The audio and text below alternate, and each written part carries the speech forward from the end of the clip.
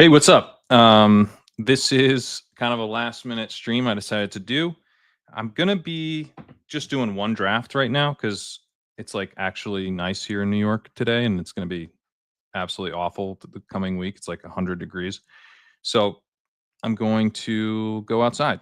But I wanted to jump on quickly and stream a draft using the leg up Sidekick, which is in beta right now with the Sims.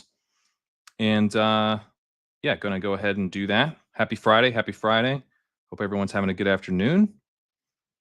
And figured with the 20-second clocks, we could get a BBM in here pretty quickly. Give me this unknown error thing.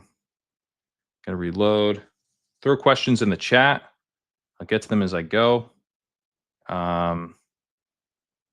And like last week, I'll probably try to stick pretty close to the top recommendation on the Sidekick, so you can see how the Sims are kind of recommending picks as we go. Try to limit the IKBs a little bit. Hopefully, I'll be close to a turn so that I can try to push some stuff around the turns, which I think is a pretty valuable part of being a drafter. You know, with the Sidekick, it's something the Sidekick is not really aware of at all. So it's a spot where you can really add some value beyond just IKBing to different players. But yeah, we'll see where we were. Last time I think I was on the turns, like dead on the turns in all the drafts. So we'll have to see. But yeah, as soon as this fills, we'll get going. Any questions? You guys really think Davis won that chip chasing draft yesterday? I feel like his team is going to be exhausted after like 3 plays. If you guys aren't familiar, we drafted the NFL coaches as if they are going to play both offense and defense for an NFL team. And Davis has the most size by far, and his team was definitely better than Pete's. But I drafted a bunch of the younger athletes, and I think I'd win.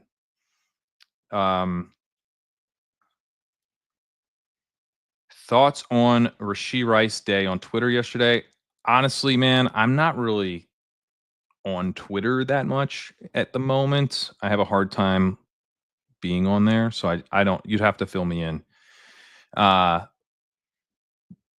at what ADP would I stop taking him? I'm starting to think he's really not that different than the AJ Brown lad group. So I'm gonna, I'm very much still in. 22nd or 30 is a 20. Yeah, thank you, Mr. Mister. I very much enjoyed that stream. Yeah, half his team had diabetes. Seems bad. Pete lost. I mean, we can all agree. Not a lot bringing the country together these days, but Pete drafting just a horrible team of guys who are going to get their ass kicked by both me and Davis' team. We can all come together for that. Yeah, underdog's thrown out. You think underdog would throw it out? I don't know. Honestly, I think my Kellen Moore pick was pretty bad in retrospect. So I think the Andy Reid pick does not get thrown out. The size, I mean, he does have a lot of size. The age, maybe more of a red flag than Davis would have thought. But Davis reaching for Chiefs, is a tale as old as time. All right, we're off here. Let me zoom in. I'm a little bit too zoomed out here for streaming. Let me get the Sidekick reoriented a little bit. Where should we put it? Put it over here. Yeah, right here should do. And yeah, that works out well. Derrick Henry. That's wild. What does that leave me with? Not Barkley, who would have been interesting. Honestly, I still kind of just want to take CD. But let's take Bijan, top of the Sidekick. As I said, I'll try to IKB a little bit less. Now the Sims do really like if we just throw out ADP in the first round, it does it is pretty wide receiver pilled in the first round. So the question then becomes is, are you willing to take big stands against first round picks, which is kind of the feeling that we had is like that shouldn't be built in. That you know, you use this product, you're just gonna like have a gigantic stand. Not gigantic, but that you're gonna like out of the box, you're gonna have a big stands against first round picks, early first round picks. Felt like that, like the original version, we want to track the ADP pretty closely at the top of the draft, recognizing that these are all very good picks and not build in stands. That's kind of actually a spot where if you want to IKB to that, then I think you should be the one to IKB to that. Which honestly I would have done. I would have IKB to CD if I wasn't streaming, but trying to give you a clear picture of what this would look like if with a little more mild IKB. I'm sure I'll do some. Close to a turn here, not super close. So it's gonna be tough to like push a ton of stuff around. The best part about drafting really any spot past like the top 4 is that you can start to dream about Bowers coming back. This is the spot where you're probably gonna get sniped and it hurts, but you still dream. Yeah, so Taylor, you can see, yeah, there goes Bowers. Taylor here and then Rashi. So we're still very into Rashi. Lad goes. McBride flips up with Bowers off the board. And then Taylor. So yeah, these guys are all close. This is interesting though. Let's do this because I don't see a ton of recommendations for running back. Running back starts. And I think it'll be an interesting build for sure. So running back, Bijan Taylor. I think Taylor benefits a little bit from this Daniel Jones news as well. You know, the whole offense could be more interesting. A little bit more passing to the running back, maybe. Never noticed how many players you're able to share in your queue. Looks great. Appreciate that. Great team so far. Great team just being Bijan. You're a Bijan guy. Kittle early 4th is a fun flip that pairs nicely with Purdy. Yeah. Kittle's a great pick. And one that I'd be totally fine pulling up. Is it viable to handcuff CMC with the idea that you can almost bank on him missing games? But it's so see, I don't think I want to handcuff CMC because to me the worst thing you could do, you're spending a first round pick on CMC and then you get the handcuff wrong. And I think there's a chance you do get the handcuff wrong. That by the time CMC misses, right? Because it's not about just getting who the handcuff is week 1. It's when he misses who plays. I don't know who that is. I think it could be Jordan James. Obviously, Garendo is who we think it's more likely to be, but I don't have a lot of confidence that if CMC were to miss, it's definitely Garendo. So I wouldn't do that personally. But I am intrigued by CMC. I mean, he's got such high upside. All right, so T. Higgins goes off the board. We're looking at receivers here. Garrett Wilson would be the guy I'm most excited about. Also, the top recommendation. Wilson's just going to get a gajillion targets, man. And I know that like we're all a little bit sick of this is the year with Wilson and then it isn't quite. And Fields is not a perfect quarterback by any means to support a true breakout. But like Josh Reynolds looks like the wide receiver 2 there. It's like Alan Lazard. They literally were like talking about Malachi Corley like they'd never once seen him play. And maybe they never have. Mason Taylor is not a very good tight end prospect. I mean, maybe he's like a good prospect in the sense of like he's got great character and he's going to like put in the work and he's going to get better over time and you can trust him to do trust him to take coaching and all that. Like, sure, but early career production as a receiver, I don't think he's like a great bet. Maybe not a horrible bet, but if he ended up being like Cade Otton, I think that would be kind of a win as far as the prospect profile goes. So there's not much else they can do other than just try to scheme up Garrett Wilson, and they seem to know that and kind of be into it. So I'm into Wilson. I don't have a gigantic bag. The guy I do have a gigantic bag of, or honestly, it's not gigantic, but I'm trying to get it there, is Brees. Because of stuff like this. Brees over on the back half of the board is just such a smash. Such a smash. Here you are seeing the elite quarterbacks, right? It's like a bunch of wide receivers, but you're also seeing the elite quarterbacks because they're great picks. Talked about this in my breakdown of the landscape, kind of the overall landscape right now on both Underdog and DraftKings, an article I had out on the site on Legendary Upside, and looking through the lens of like what can you get later, which is kind of part of thinking, trying to think the way the Sims think a little bit, is you realize like, yeah, you cannot get these elite quarterback profiles later outside of Jalen Hurts, who might come back in the fifth, which is ridiculous and awesome, if you can pull it off. But yeah, these top four quarterbacks I think give you something that isn't really available later and is worth taking in a lot of drafts. George Pickens is a beautiful, beautiful pick there for me with how much wide receiver help I need. Honestly, I like this team. It's a pretty fun team. Hampton, Flowers, Hunter, Sutton, Williams. So it's basically like you get the Hampton fall, if not receiver or Hurts. Hurts and Chuba are probably going to be flipping around here. Hurts goes off the board. That's a bummer. All right, let me take some questions here.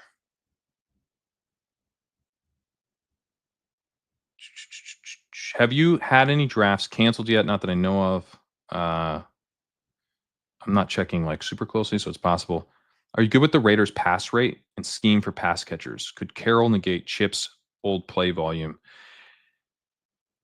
I think their pass. I mean, Carroll's not Arthur Smith. They're going to be built through the run, but I think pass rate will be fine, especially if you're trying to play it through Bowers, who at tight end can kind of lap the field with numbers that aren't on par with the top receivers, a little bit behind and still absolutely crushing for a tight end.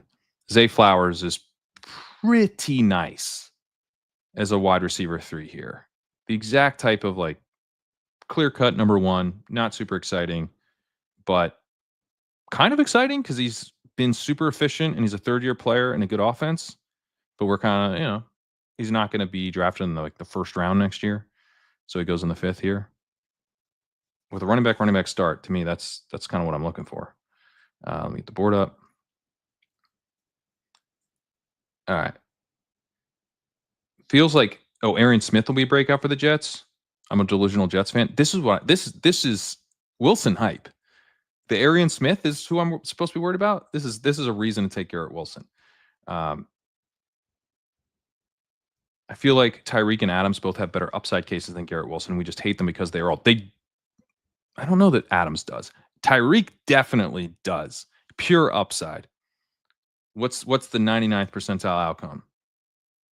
I think I want Tyreek there. He just had one of the best seasons ever by a receiver, one of the most efficient seasons ever 2 years ago. If he gets back to that, we're absolutely cooking. It's just to me, there's a little more downside with Tyreek. The age, him falling off so much, the offense, the Tua concussion stuff, their offensive line is still a total mess. I think Wilson's a little bit more locked in. There is some Jets implode risk for sure, but Wilson's like good young wide receiver. So yeah, I think I prefer Wilson for the total kind of picture, but if you're just thinking about the pure upside, I get it. You must have 30% Pickens then. No, I don't. I don't take actually that much Pickens, but on a team like this, running back, Pickens I think is a really nice pick. In this range, I might take a Kittle. I might just go ahead and reach for Hurts a little bit. Hampton, right? I'd probably take Hampton here if I had like CD Ladd and Garrett. I'd probably take Hampton. So Pickens actually don't have a ton of, but when you start running back, I like him a lot. I do like Jennings here. Jennings is a really solid wide receiver 4 on this team. Interesting that Henderson, right, kind of lose out on it. This is one of the reasons I could have done it, but getting that wide receiver 4 and a fall on Henderson's ADP 63. So I did get the fall there. He actually goes ahead of Henderson by ADP, a little bit more of an ADP value and the position of need. Am I a little bit sick to my stomach that I didn't take Henderson in the late sixth? Sure. Do I wish almost more than anything that I just taken CD so that I could have taken Henderson there? Yeah. Yeah, I do. But guess what? Jennings probably better fit for this team. It is what it is. Still on the board somehow. All right. One draft canceled on DK. Guy took Darius Slayton and Marvin Mims with his first 2 picks. My God. If Puka goes down, Adams could break fantasy, in my opinion. Rams just, yeah, okay, but it's a 3rd round pick. So I don't know. I just have a hard, if you're like, if the guy who's clearly better than him then gets hurt. I mean, I guess T is a similar case, but T is at least young and you're not worried about him falling off. So the Sims still seem to prefer running backs over wide receivers in the mid rounds, even if you go extremely running back heavy early. Oh my God, Henderson came back. You got to hang on, Zeus. We got to go draft Travion Henderson in the 7th round. Man, this is sweet. What a team. I love it. That's easy. Did not have to IKB that one, huh? All right, Zeus. Let's get back to your question, which frankly is a lot less exciting than what just happened. The Sims, no, you're talking about the Sims being running back heavy. Yeah, the thing with the Sims is that they're more willing to kind of push outside of structures that feel comfortable. So in a lot of cases, when I'm following, if I'm like, I'm just going to take pretty much close to top recommendation, it's often a structure that feels pretty comfortable, but it's not always. And I think that's one of the valuable things is that it can highlight some structures that actually work if you do them right. They're just hard to do right. The other thing I would say is that right now with this landscape, we do like a lot of these running backs more than the receivers in these middle rounds because there's like some pretty interesting high upside profiles like a Travion Henderson, RJ Harvey, Quinshon Judkins, Chuba Hubbard. I think is kind of undervalued for what you get. James Cook when he's in the 5th is interesting. Hampton. There's a lot of running backs in these mid rounds that are good picks. Even getting down to like, I mean, frankly, even Kamara in the 6th offers a lot of upside for that price, even if it's not very sexy. And then Swift and Pollard in the 7th. And so kind of on and on. There's lots of guys.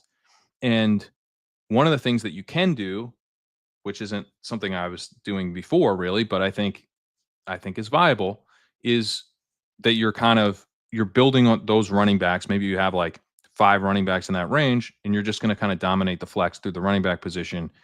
And your receiver position is kind of top heavy. So you get 1 or 2 guys early, you tack running backs through those middle rounds. And then you do figure out receiver, but your strength of your team isn't receiver. I'm building like before using the Sims, pretty much all my teams, the strength of the team is going to be receiver because that's the way that I know to consistently build strong teams. But it's not the only way to consistently build strong teams. And that's kind of one of the exciting things about this, in my opinion. You took Pickens over Hunter, Zay, and Sutton. Yeah, I tend to take him over those guys, especially with Hunter falling. He comes back to the 5th now sometimes. All right, so Brandon Ayuk, stack him up, late season upside, wide receiver 5, about 10 picks past ADP. So we are getting more of a discount on the injury. Sure. Great. That seems fine. Now, we're looking at Hawkinson, Warren. Then we get the stacked Fields. We got the stacked Purdy coming up. Those are already a Drake May. Sims are working. Pittman comes down to wide receiver 6. So he drops a bit down the list. Brian Robinson was near the top there. He shuffles down. Not a ton of difference between these guys right here. Quarterback is likely to be the pick unless Warren falls. Warren. Oh, he just went. Okay. He's about to talk about his chances of coming back, and he goes. So Purdy and May are the top guys here. Fields is kind of bouncing around. The Purdy double stack looking like it might be the top of the recommendations. Drake May. We also have Henderson. Honestly, May would probably be the one I would IKB off of to try to get him later. So the Sims are saying this is the best pick for your team, but it's like, all right, but he has a chance to come back to 116, which is actually still ahead of his ADP slightly. The other guys aren't going to come back. Let me go ahead and grab one of these guys who won't come back and try to get both.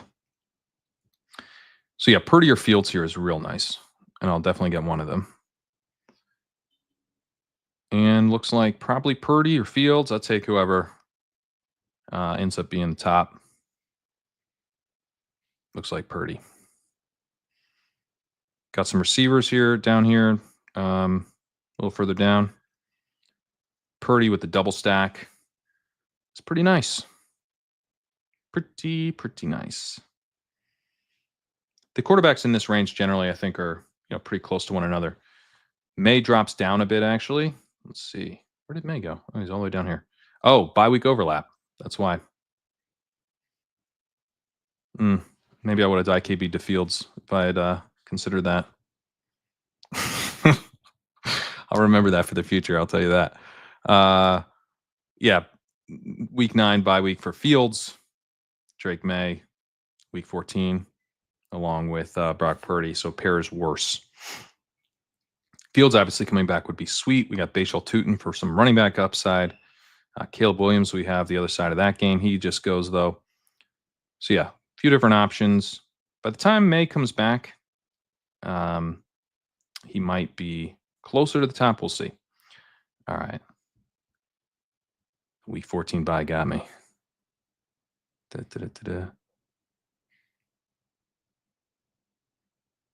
JMO over Pickens, best ball says, because it's so much easier to get both that way. I don't think Jameson's that good of a pick. This is part of the problem, but I get that. I mean, that's definitely one of the ways to play things, right?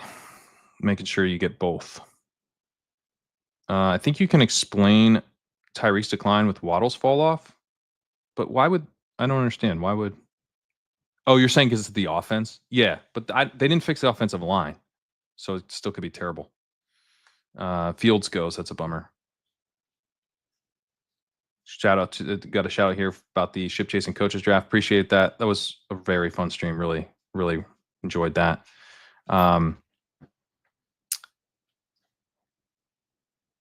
Tyreek compared to Evans and Adams. I agree. I actually really like Tyreek in the late third. Yeah, Henderson at 77. And then we get Tootin here, which I think is pretty fun. And Tootin actually sets us up for another stacking option where, with Drake May, we're stacking him through Henderson. We could obviously go another way here. Now, Luther Burden was really interesting. Yeah, look at that. It's time for Luther Burden. That's what my brain said. And he jumps to the top. If he comes back as my wide receiver 6, hell yeah. But Tootin here is more of a priority. I think it's fair to say, right? Like you get Henderson and Tootin, Bijan and Taylor. That's a really, really nice running back room. Receiver actually got filled out pretty well. Got 5 guys after starting 5 straight receivers after starting 2 running backs. And then, Burden coming back here would be so sick. Najee seems fine as well. Loveland, Warren, sure. Yeah, all these recommendations look good. All right. I'm like sweating. What happens here?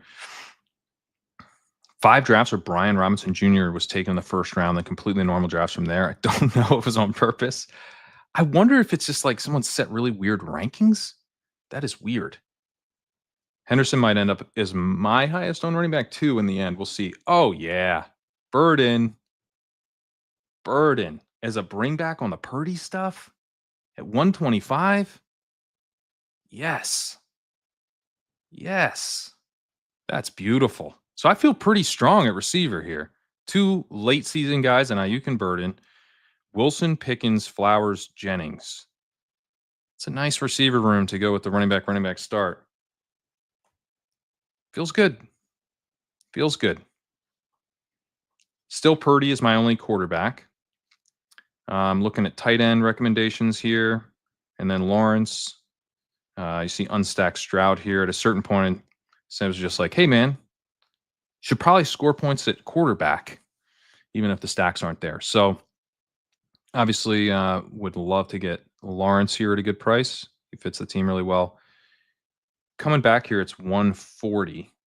So Lawrence, yeah, see, he's creeping up. He's creeping up. I could do Pitts to go with Bijan, and Penix is down here as well. He would potentially have a chance to come back. 147. Lawrence is 134. He won't come back to this pick here, but Penix might. So a Pitts Penix would be cool. We could do Lawrence Strange. Yeah. Let's see. It's interesting that tight end here, who I don't have a tight end. So I'm focused kind of more. I'm thinking like I would love to have Lawrence here with Tootin, but Sims are kind of more about this is a pocket where tight end is kind of drying up, and it's probably a good idea to start attacking it. So let's do it. Let's do Kyle Pitts. A little bit ahead of ADP, but we have we have two things. We've got Bijan. We also have the potential to get Penix. So Kyle Pitts comes down as our tight end 1. Then we get Lawrence here jumping up. Stroud, well past ADP if he comes back. Another tight end, Eckler, Stafford, and Penix. There goes Lawrence. That's a bummer. All right. So Stroud, yeah. The value on Stroud is popping up as the top. He's also backdoor stackable, especially if you need a tight end. So we have Schultz, we have Knoll. Goddard goes. Get Eckler. Is that kind of extra? There goes Stroud. So we're starting to see these guys go off. Stafford and Penix here. Eckler. Still just one quarterback.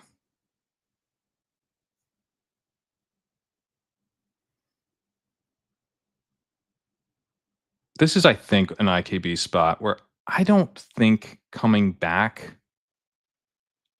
I'm going to love the quarterback options. So I'm going to take Penix. Get that taken care of. When you push quarterback any further, I mean, we're talking Daniel Jones, which is somewhat viable. But yeah, I think just getting Penix there, I feel better about. Penix, I don't tend to stack a ton, but with Pitts and Bijan, I do prefer that. So there's an IKB. Move off the veteran running back production as the running back 5, which makes a lot of sense. But getting quarterback before a potential run of like the last of this tier, I think is a better move, kind of protecting myself a little bit more. We'll see how it plays out. All right, let me jump to the top. This is a good question. I was curious with the meta moving ADP values of 3 quarterback teams up, when, if at all, the Sims start to flip, or won't we see this effect until BBM 6? Isn't this BBM 6? But I think you mean next year, right? So 2026. So we would see it as soon as the ADPs change, right? We're running new Sims every day. So we have new rankings, we're running new Sims. It's about the current player pool. So if let's just say everyone took vacation next week. Every Slappy on earth went to the Slappy convention, but there's no Wi-Fi at the Slappy convention. And a whole new group of people started drafting, and these guys love quarterbacks, and they're just drafting quarterbacks almost like it's super flex. I guarantee you that 3 quarterback would not be the meta. Like the Sims would be like, that's crazy. You know, let's try to take like let's not get completely locked out at quarterback because you have to have one, but you only start one each week, and now they're all really overpriced. So it would flip as soon as the ADPs flipped is really what. Or if we had like new information about these guys, Quentin Johnson, sure, like 40 picks past ADP seems good. If we had new information about a bunch of these guys that made us feel way better about them, um, or maybe we just felt way worse about the skill players, and it's like let's just take the quarterbacks while they're here. Or if everyone started taking 3 quarterbacks and the ADP shot up, that would also change the recommendations. They're nimble. You do not have to wait until the following season. Oh, super chat here from Sean T. Why is Burrow not being drafted as an elite quarterback? He had a higher points per game than Hurts and Daniels. I think it's because he's dependent on pocket passing, and it's a bit more volatile year to year. His touchdown rate is going to drive a lot of it. And then, frankly, he does sometimes come back in the 6th, and so I'm pushing him in the 6th. And if I want to, like, one of the things you can do is go like Jamar Chase, Trey McBride, and then you push Burrow to the 6th. And when you get that, which I got earlier this week, it feels incredible. And then if you don't get it, you can play it through Kyler easily. So to me, there's so many teams that have like 5th round Burrow. But honestly, 5th round Hurts is a better pick. So I'm kind of inclined not to reach for Burrow over a guy like Hurts, who I think will outscore Burrow this year, just given the kind of the built-in floor that he has with the rushing. So that's where I'm at on Burrow. I do love to get Burrow at a value, though. It's one of my favorite things. I just don't want to have to pay like the full price. Hunter Henry here. We did not get Drake May, but we got Drake May in spirit. Travion Henderson, Hunter Henry. Yeah, that's nice. We're still betting on Drake May, even without him on the team. Should we focus more on emerging players, talent, more than last year, i.e. Drake May over Mayfield? I mean, I think that's one of the key edges every year, right? Is, skates where the puck is going on this stuff. May, obviously, one of my favorites in terms of doing better than he did last year. Yeah, Sims are trying to maximize total points, aka advancing versus hitting that top 1% outcome with the late running back darts and wide receiver strength. They're not focused on advancing. They're focused on advancing and then you winning the tournament. So there is, but to your point, the way we have it built, you're not focused on winning week 17 until we actually think you have done enough to advance. So it's like chronologically, you do have to advance first, and that's the way things are built out. So they are like more advance rate focused than like my week 17 pilled brain, but not overly so, right? We're not trying to only advance. We're trying to create tournament winning lineups. How many times do you have to sim before Marv finally reaches 1,000? That's a shady question. We are running tens of thousands of sims though, so I'm not sure how many tens of thousands until he gets to 1,000 yards. Hopefully not too many. I will note this is the beta of the Sidekick. If you sign up for the Sidekick, jump in the Discord. Super, super, super easy to install. You literally drag a file onto Firefox. You've installed it, and you can ride with the Sims. We're kind of stress testing what we need to support this on the back end, which is why we're in beta right now. But hopefully we'll be launching pretty soon with some cool new additional features that the Sims allow. Respectfully, we need more Pat solo streams. Appreciate that. All right. Dalton Schultz. A little bit of a bring back on who is he a bring? Oh, Quentin. Okay. Need the third tight end. After Schultz, you're dealing with like Sanders, Theo Johnson, Juwan Johnson. I don't love Schultz, but I do think it makes sense taking care of that before you get to that tier of guys. Um, oh, Nick Chubb. That's interesting. Now we're way past ADP on Chubb, so I'm kind of down. Unstack Sam Darnold as the quarterback 3. You get the stacked Daniel Jones with stacked-ish with Jonathan Taylor, and you do have the bring back on Jones with Tootin, so he makes sense too. Um, Chubb is actually kind of fun as like maybe he's better his second year off the injury, um, and way past ADP. So I'd be kind of into it. Will Disley popping up as a 4th tight end. I bet he bounces around a little bit. Disley's not like a big target for us or anything, but you do have pieces of the game here, and tight end is a weakness of the team. All right, so Chubb, about 20 picks past ADP. Sure. Fits the room actually pretty well, and then you probably use a little bit more of the veteran presence. All right, and now Sims are like, hey man,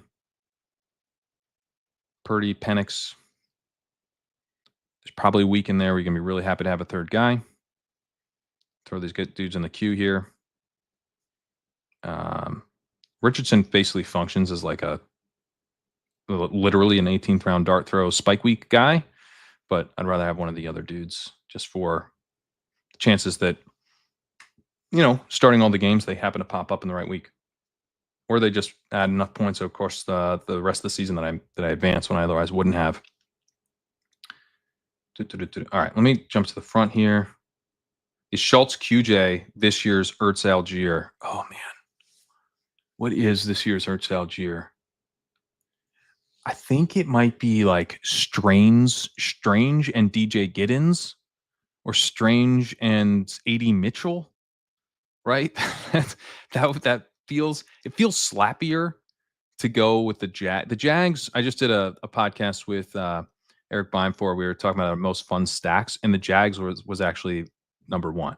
We were most excited to stack the Jags, which is a pretty slappy thing, but it's because they're cheap. There's lots of different pieces that are fun. You can backdoor stack it. You can premium stack it. It's just a really fun overall team to stack. So I feel like it should be a Jag. And then what about Bayshall, Tootin, Tyler Warren? That could be that could be Ertz Algier. That's pretty slappy. Warren is a little bit right wing slappy. We need to get, I need to we probably need to raise Warren in the leg up rankings for that to be official. But that's definitely in the mix. And who else? Hunter doesn't go late enough, obviously. Yeah, it's probably something like Strange Giddens or Strange AD Mitchell or Tootin Warren. Those would be my nominations.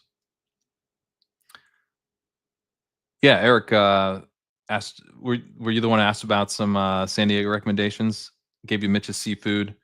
There's some pretty good like speakeasy bars in North Park as well. I'll throw those in the Discord. Is this live? It is. Welcome, Henry.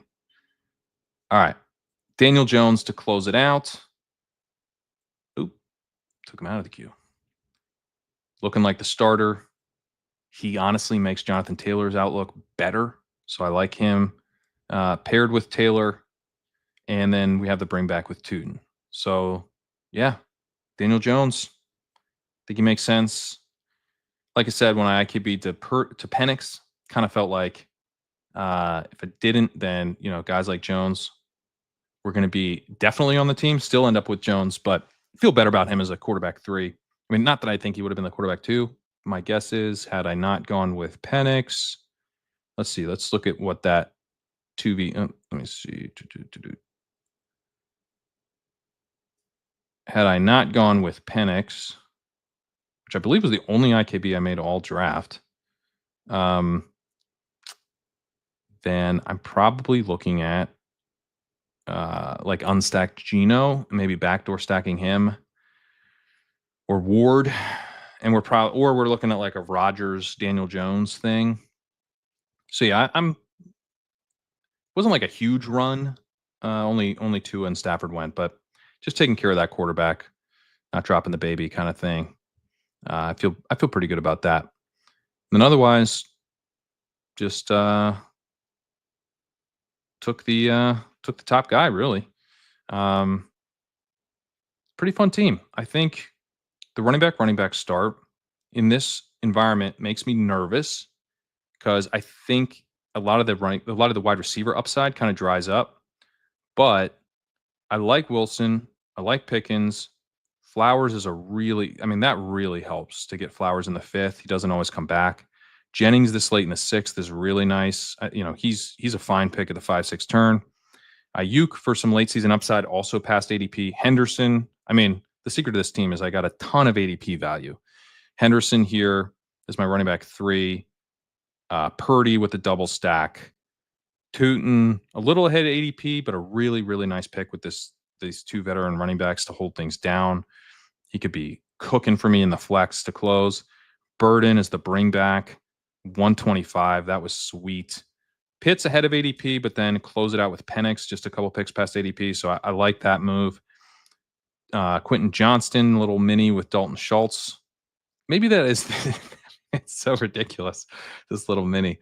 Hunter Henry, the stack that wasn't with Drake May. I took Brock Purdy and then realized that kind of boxed me out of May because they share the same buy. Little sliding glass doors as I could have gone with Fields and then probably take May here and not Tootin. I hate to say it, I kind of like this better that I then got stacked Penix because Tootin fits the team so well. And then, Dalton Schultz is my 3rd tight end. Nick Chubb, past ADP, does this makes the mini 2 pieces in one. Get the 2 Texans and the bring back with the Johnston. Kind of interesting. Probably doesn't really matter, right? That correlation, but the more important thing is that Chubb fits what I did with the 2 rookies plus the 2 veterans. You get one more guy. He's probably contributing right away. Maybe doesn't matter by the end of the season. Fits the team, fits the running back room well, more than anything. And then Daniel Jones. So this ends up being a 3-5-7-3 build. Feel pretty strong at running back, feel pretty strong at receiver, and then tack the onesies with 3. And we have pretty good options. I mean, you could definitely paint some downside scenarios for the 3rd guy here, Daniel Jones, maybe not the starter by the end of the year. Dalton Schultz maybe gets passed by Stover, but the 2 guys ahead of them are pretty solid picks. Not really much bench risk for Purdy and Penix, Pitts and Henry. So overall, I feel pretty good about the team. Tyler, I'm not pulling this comment up. I was going to take May, but I didn't want to be that guy, so I missed out on a Kyle Williams falling. Sorry, man. Sorry. You should take who you want to take. You want to find me in the room. I'll get over it. I would fire up a second, but it's like the last beautiful day in New York before an extreme heat wave. So I'm gonna run. I might be able to stream tomorrow though. I'm gonna try if I can fire up a stream. It's up to Brittany because she's got to watch our 1-year-old. But I think I'm gonna be able to find an hour in the morning and fire up another stream tomorrow. But appreciate you guys jumping on and doing a quick little 20-second BBM with me. And I'll see you soon. Have a great weekend and good luck with all your drafts.